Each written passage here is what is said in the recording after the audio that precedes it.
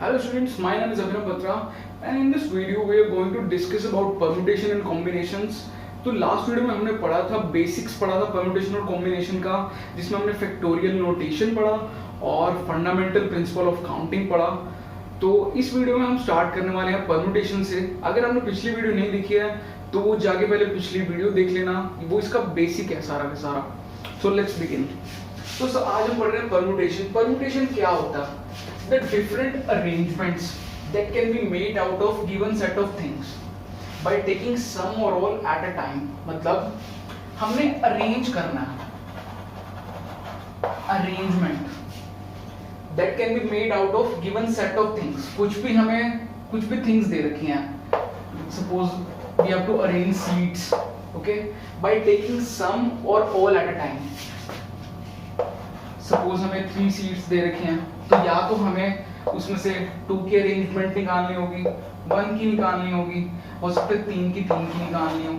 तो ये है परम्यूटेशन। अरेंज करना है हमने थिंग्स को बाय टेकिंग सम और all at a time. Okay, तो परम्यूटेशन जब हम n थिंग्स की टेकन आर एट टाइम, मतलब n थिंग्स को हमने ऑर्गेनाइज करना है, r एक बार लिया हमने, n थी, हमने r उससे छोटा, यहां पर r is less than equal to n, r लिए उनको अरेंज करना है एक टाइम में। तो उसको कैसे करेंगे? उसको हम लिखेंगे p of nr and this will be npr। This is the way to write permutation of n things taken r at a time। r हमने एक बारी में लिया है, r की निकालनी है, टोटल n है, और इसको हम कैसे लिखते हैं? मतलब npr है। तो ये npr है जो, वो है क्या? ऐसा तो कुछ पता ही नहीं चल रहा। तो वो क्या होता है? n factorial by n minus r का फैक्टोरियल। npr का मतलब होता है n factorial by n minus r का फैक्टोरियल। ये है npr। तो अभी हमने क्या पढ़ा? Permutation of n things taken r at a time, वो होगी npr। अब suppose we have to find permutation of n things taken n at a time, तो वो क्या होगा? npn। और npn को कैसे लिखेंगे हम? n factorial by n minus n factorial, and n minus n is 0, so n factorial by 0 factorial। And what is 0 factorial? 0 factorial is 1, we discussed it in last video। So what is npn? npn is n factorial, which is n things, we have to arrange n things, permutation of n things taken n at a time, या फिर taken all at a time, क्योंकि total things n थी, वो होता है n factorial, यानी कि npn।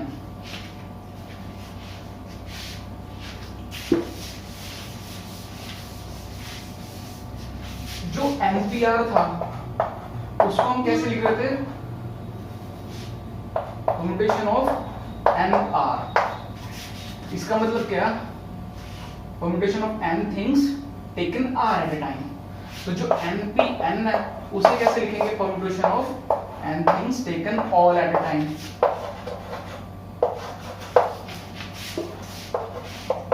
All at a time सारी इकट्ठी लेगी, वो बन गया pnn यानी npn, जो कि होता है n फैक्टोरियल। मतलब अगर हमें कुछ भी दे रखा है, कुछ भी 6 है, 6 थिंग्स को अरेंज करना है हमने, पर उसमें 6 की 6 को इकट्ठा ही अरेंज करना है, एक साथ अरेंज करना है, तो हमारे पास क्या आएगा? वो 6p6, वो बन जाएगा 6 फैक्टोरियल। और अगर कुछ भी 6 चीजें हैं उसमें से हमने 3 अरेंज करनी है उस टाइम, तो बनेगा 6p3। उसे कैसे लिखेंगे? 6 फैक्टोरियल बाय 6 माइनस 3 का फैक्टोरियल, यानी 6 फैक्टोरियल बाय 3 फैक्टोरियल। ये है परम्यूटेशन। अब हम पढ़ते हैं परम्यूटेशन का थोड़े से examples, so that you guys are clear with it।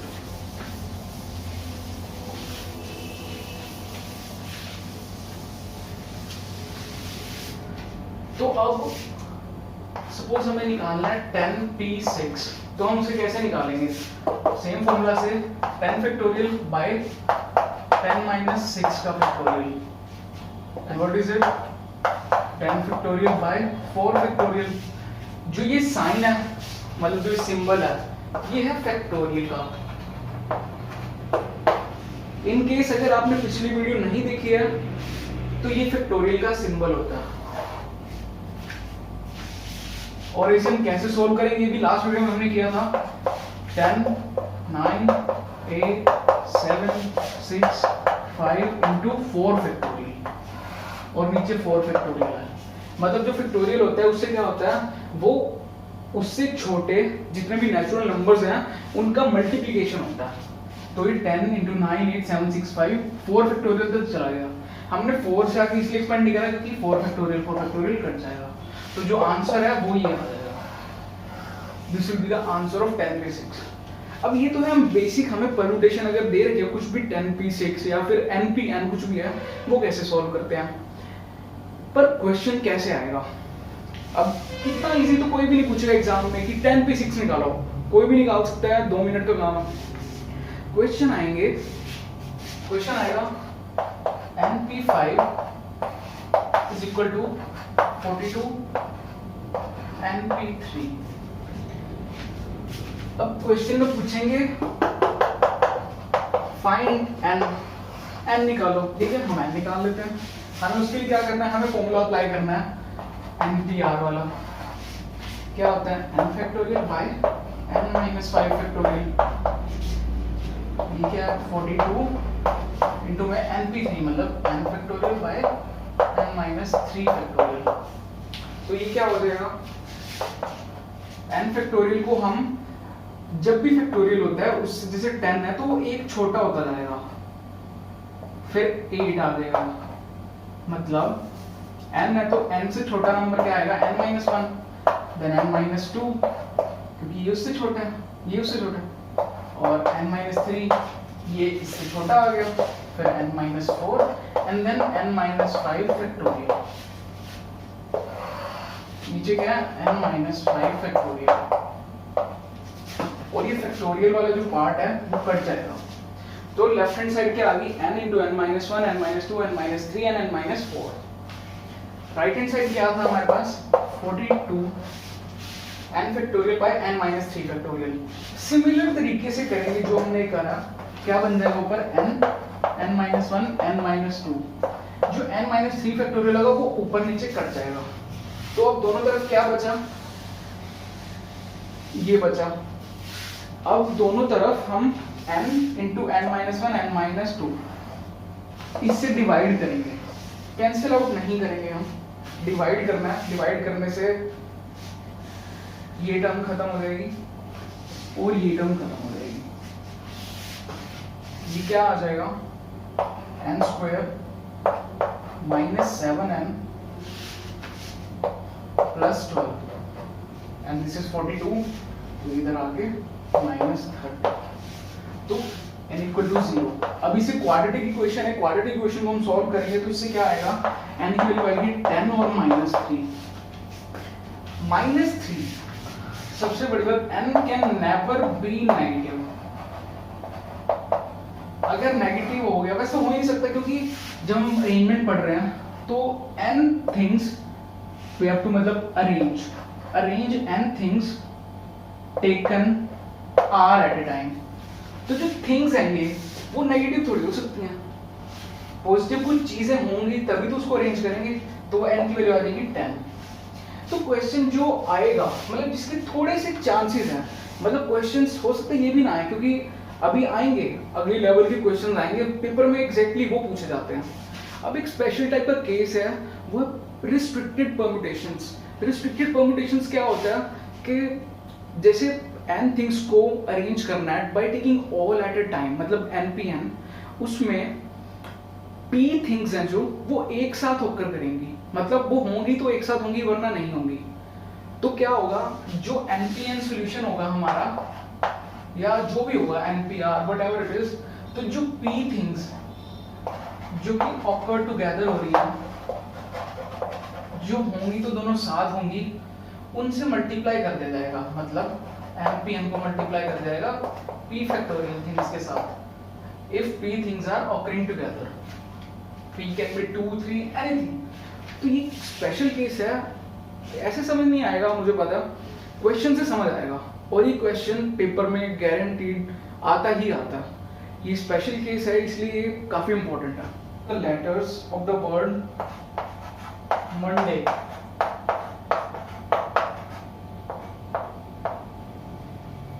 assuming that no letter is repeated,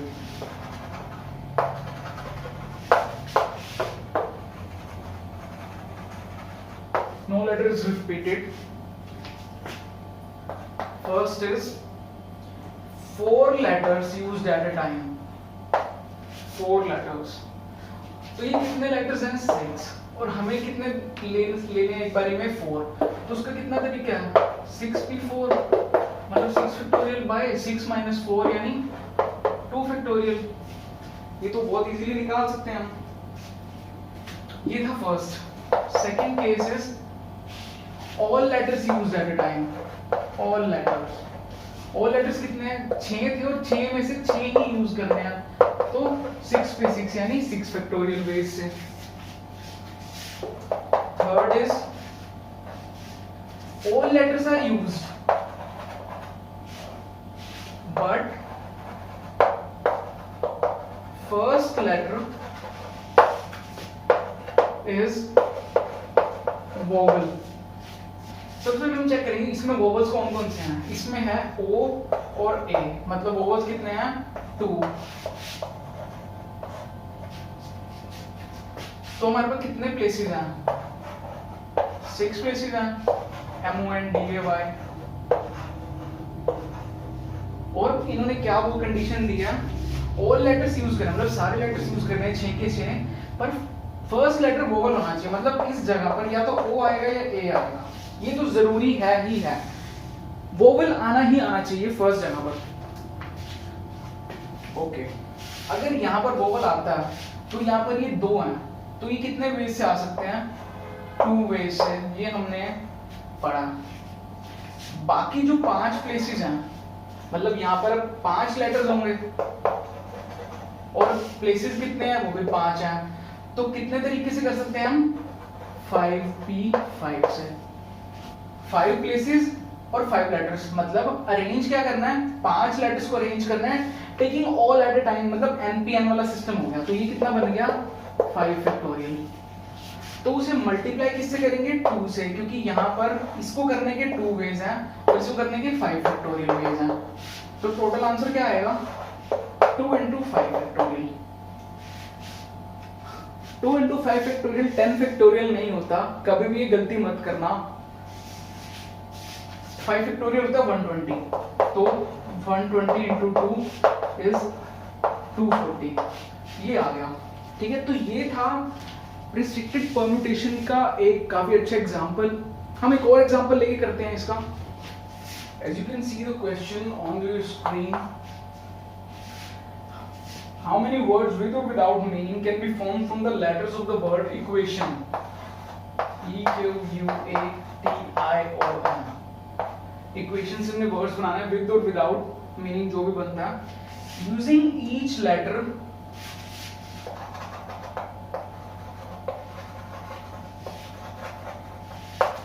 only once. एक लेटर सिर्फ एक बार ही लेंगे हम, रिपीट नहीं होगा। ओके, तो पहला केस क्या है? Taking all the letters together. Taking all the letters together, 1 2 3 4 5 6 7 8, ये टोटल 8 सारे एक साथ लेने हैं, मतलब arranging n things taking all at a time, मतलब NPN। तो यहाँ पर क्या हो जाएगा? 8p8 यानी कि 8 फैक्टोरियल बेस से। Clear? Second, beginning with E।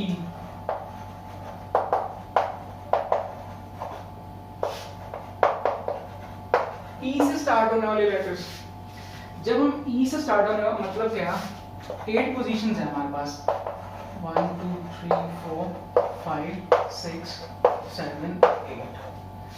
यहां पर E आएगा, ई ने अपनी जगह बता दी कि पहला ई से ही स्टार्ट होगा, बाकी जिसने जहां आना है आओ। तो यहाँ पर ई रखने का कितना तरीका है, सिर्फ एक वे है, क्योंकि ई है ही एक और यहाँ एक ही चीज आएगी ई, तो ये तो वन वे से आ गया। बाकी कितने प्लेसेस बच गए, 7, और बाकी कितने लेटर थे, 7। तो ये कितने तरीके से आ जाएंगे, 7p7, यानी कि 7 फैक्टोरियल वेज से। Okay, so third is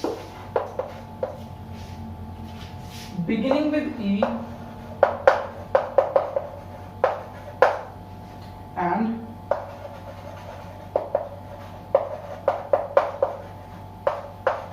ending with N. Okay. अब क्या करना है हमें, E फिक्स हो चुका है, N भी फिक्स हो चुका है, N एंड में आएगा। यहाँ पर E आने का कितना तरीका है, ओनली वन वे। N आने का यहाँ पर ओनली वन वे। बाकी कितने लेटर्स रह गए, 6, और प्लेसेस कितने हैं, 6। तो 6 को 6 प्लेसेस को ऑर्गेनाइज करना है, अरेंज करना है, तो 6p6 यानी कि 6 फैक्टोरियल वेज। तो जो ये लेटर्स होंगे जो कि beginning with E and ending with N, ये 6 फैक्टोरियल वेज से बनाए जा सकते हैं। Now fourth, consonant occupying end places.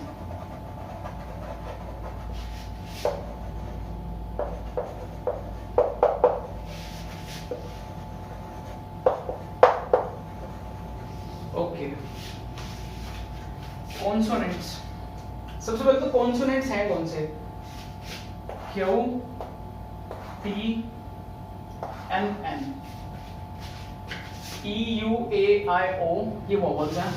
तो टोटल 8 पोजीशंस थी, यहीं पर रखते हैं। तो इन्होंने क्या दिया, कॉन्सोनेंट्स हैं वो सबसे एंड में आएंगे, मतलब जो ये प्लेसेस हैं 1, 2, 3, यहां पर आएंगे हमारे consonants Q, T and N, Q, T और एन। अब 3 letters that we have to arrange in 3 places, 3 ways से, यानी कि 3 फैक्टोरियल वेज से। बाकी कितने बचे, 1, 2, 3, 4, 5। अब बाकी 5 लेटर बचे और 5 ही प्लेसेस हैं, वो कितने तरीके से आएंगी, 5 फैक्टोरियल बेस से। तो टोटल बेस कितने बने, 5 फैक्टोरियल इंटू 3 फैक्टोरियल। फैक्टोरियल कभी भी मल्टीप्लाई नहीं होता, कभी भी 10 फैक्टोरियल इंटू 10 फैक्टोरियल 100 फैक्टोरियल मत करना, पाप चढ़ेगा। तो 5 फैक्टोरियल इंटू 3 फैक्टोरियल, तो 5 फैक्टोरियल इंटू 5 फैक्टोरियल होता है 120, 3 फैक्टोरियल होता है 6, तो 720। There is a correction. Consonant occupying last places. Last places मतलब सिर्फ ये वाले places. End places का मतलब क्या, कि वो लास्ट में नहीं है। End places का मतलब है या तो beginning या end. End places का मतलब ये होता है, ये और ये। अगर हम end places के अकॉर्डिंग देखते तो क्या होता, हमें यहाँ और यहाँ फिक्स करना है। ये 2 places हैं, 3 हमारे पास लेटर्स हैं, तो हम कितने तरीके से करते हैं उसे, 3p2 वेज से। बाकी कितने लेटर्स बचते हैं हमारे पास, 1, 2, 3, 4, 5, 6 प्लेसेस, 6 ही लेटर्स, उनको कितने तरीके से करते हैं, 6 फैक्टोरियल वेज से, मतलब 6 पे 6 से। तो क्या होता है ये 3 फैक्टोरियल बाय 1 फैक्टोरियल वेज, मतलब 3 फैक्टोरियल वेज तो ये हो गए, और वो कितने बचे थे, 6 फैक्टोरियल। तो 6 फैक्टोरियल इंटू 6, 720 इंटू 6। इतने तरीके से वो एंड प्लेसेस पे आते हैं। एंड प्लेसेस होते हैं बिगिनिंग एंड एंड, मतलब स्टार्टिंग और एंडिंग जो प्लेसेस हैं वो एंड प्लेसेस होते हैं। लास्ट प्लेसेस होते हैं सिर्फ ये वाले जहां खत्म हो रहा। तो आई होप ये आपको एग्जांपल समझ आया होगा, जो कि रिस्ट्रिक्टेड परम्यूटेशन का एग्जांपल है। ये क्वेश्चंस काफी इंपॉर्टेंट हैं और काफी अच्छे क्वेश्चंस हैं। और भी ऐसे बहुत सारे क्वेश्चन हैं, पर वो सारे के सारे इन्हीं मेथड पर ही बेस्ड हैं। तो आई होप आप प्रैक्टिस करोगे। अब लास्ट टॉपिक पढ़ते हैं हम। Next topic is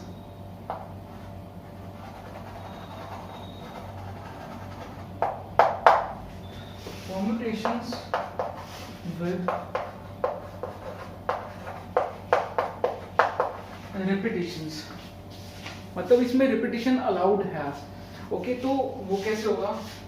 suppose we have to arrange n things taken r at a time, n things को अरेंज करना है taking r at a time where repetition is allowed, repetition is allowed is n raised to power r। कितनी permutations होंगी? n raised to power r permutations होंगी इसकी। वो कैसे? Suppose हमारे पास एग्जांपल है 6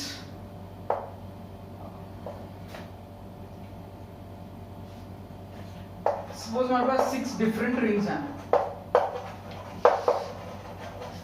जो कि हमें 4 फिंगर्स पर पहननी है।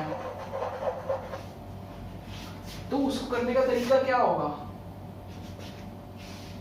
4 फिंगर्स, 4 और कितने उसको पहनना है? 6 को, तो 4 raised to power 6 परम्यूटेशंस। कितनी परम्यूटेशंस होंगी? तो जो ये मतलब है परम्यूटेशंस विद रेपिटेशंस, इसका मतलब क्या कि if n things have to arrange n things taking r at a time where repetition is allowed, तो n raised to power r permutations होंगी। उसका एग्जांपल क्या है? 6 डिफरेंट रिंग्स को पहनाना है हमने 4 फिंगर्स पर। फिंगर्स हमारे लिमिटेड है, फिंगर्स हैं हमारी 4 और कितनी रिंग्स है? 6, तो 4 raised to power 6 परम्यूटेशंस। इसके हम कुछ अच्छे क्वेश्चंस करते हैं जो बहुत ही अच्छे क्वेश्चंस हैं, एग्जाम में पक्का आएंगे, देयर इज नो चांस कि वो ना आए। ठीक है, how many different words can be made from the letters of the word Bharat. Bharat letters हैं जो हमारे पास भारत के, उनसे कितने वर्ड्स बना सकते हैं हम? इसमें हमने ये सॉल्व करना है। और आगे कंडीशंस क्या है? जिसमें बी और H never occur together, B और एच साथ नहीं आना चाहिए, बाकी चाहे कुछ भी हो। ओके, तो सबसे पहले हम निकालते हैं जो भारत है, उनको अगर लेटर्स को अरेंज करके हम बनाएंगे तो कितने वर्ड्स बनेंगे। तो सबसे पहले आप ये देखिए कितने लेटर्स हैं हमारे पास? 6 लेटर्स। और रिपीट कौन सा हो रहा है? ए कितनी बार है? 2 टाइम्स। तो ये करने का क्या तरीका होता है? ये डिफरेंट है क्योंकि ये परम्यूटेशंस विद रिपीटिशन है। तो रिपीटिशन में क्या करते हैं वो तरीका बताऊंगा आपको। तो क्या करेंगे? 6 फैक्टोरियल बाय 2 फैक्टोरियल डिवाइड करेंगे। किससे? क्योंकि ए 2 बार आ रहा है, अगर यहाँ पर ए 4 बार आ रहा होता तो हम डिवाइड करते 4 फैक्टोरियल से। जितनी बार ऑकर करेगा ए उतने फैक्टोरियल। सपोज यहाँ पर ए 2 बार है और सपोज इसमें आर भी 2 बार आ रहा होता तो हम एक और 2 फैक्टोरियल से डिवाइड करते हैं। ठीक है, अभी हम क्या करें? 6 factorial by 2 factorial. 6 factorial 720 by 2 360। तो हमने ये निकाल लिया जो टोटल वर्ड्स बनेंगे इन 6 लेटर से वो बनेंगे 360। अब हम आगे लगाते हैं कंडीशन। कंडीशन कहते हैं बी और एच कभी भी साथ नहीं होने चाहिए। तो हम क्या करते हैं? हम वो निकाल लेते हैं जिसमें बी और एच साथ हैं। अगर हमने बी और एच को साथ रखा, 6 लेटर्स हैं हमारे पास, सपोज हमने बी और एच को साथ रखा,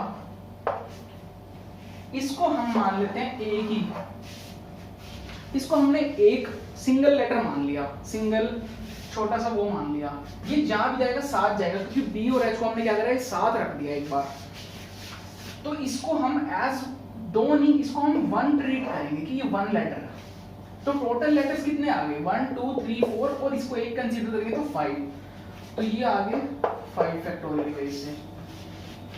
अब a कितनी बार रिपीट होगा? 2 बार a है तो a को, तो इसको 2 फैक्टोरियल से करेंगे पहले हम डिवाइड। ये आगे जिसमें b और h इकट्ठे हैं, ठीक है, 5 फैक्टोरियल बाय 2 फैक्टोरियल कितना बन गया? 120 बाय 2 यानी कि 60। हमने क्या निकाला था? b and h never occur together. हमने वो निकाल लिया जिसमें b और h हमेशा हमेशा साथ आएंगे। मतलब वो 60 वेज में। तो हमने क्या निकालना, 7 नहीं आएंगे, टोटल कितने थे 360, और 7 कितने में आ रहे हैं 60 में, माइनस कर दो। तो 300 वर्ड्स ऐसे बनेंगे जिसमें B और H कभी भी साथ नहीं आएंगे। अब करते हैं हम अगला case.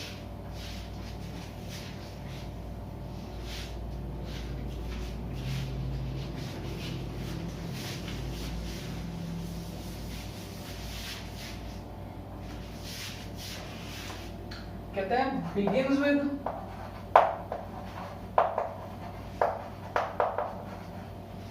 B ends with T। Okay, अब एक कंडीशन दे दी कि वर्ड है जो वो स्टार्ट होगा B से, एंड होगा T पर। 6 प्लेसेस है हमारे पास।